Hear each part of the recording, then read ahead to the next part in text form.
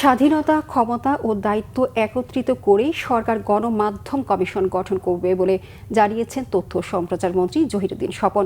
রবিবার সকালে ঢাকা বিশ্ববিদ্যালয়ের সামাজিক বিজ্ঞান অনুষদ ভবনে আয়োজিত রাজনীতি, ক্ষমতা ও সাংবাদিকতার আন্তঃসংশ্লেষ, তথ্য বাস্তবতা ও ভবিষ্যৎ শীর্ষক সেমিনারে প্রধান অতিথির বক্তব্যে এ তথ্য জানান তিনি।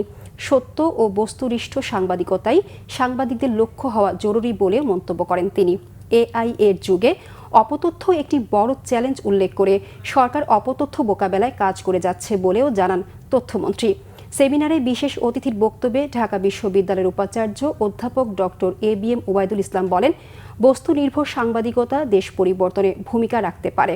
তাই দেশকে দক্ষ, সৃজনশীল সাংবাদিক তৈরির দিকে এগিয়ে যেতে হবে। অপতথ্য এখন সবচেয়ে বড় চ্যালেঞ্জ।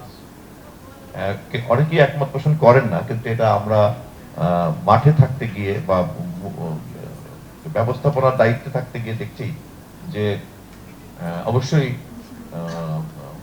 ফ্রিডম অফ জার্নালিজমটা একটা চ্যালেঞ্জ ছিল, আছে এখনো, কিন্তু তার চেয়ে তো অনেক বেশি জায়গা দখল করে ফেলেছে অপতথ্যের চ্যালেঞ্জ, ব্যক্তিগত তথ্যের চ্যালেঞ্জ।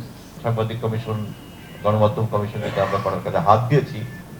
এটা খুব ধীরে সুস্থে এগোচ্ছে এই কারণেই যে এই ক্ষমতা এবং এই স্বাধীনতা সবই জানো, এবং এই দায়িত্ব, ক্ষমতা, স্বাধীনতা এবং এই দায়িত্ব, এই তিনটি কম্পোনেন্টকে অ্যাসেম্বল করেই আমরা একটা গণমাধ্যম কমিশন গঠন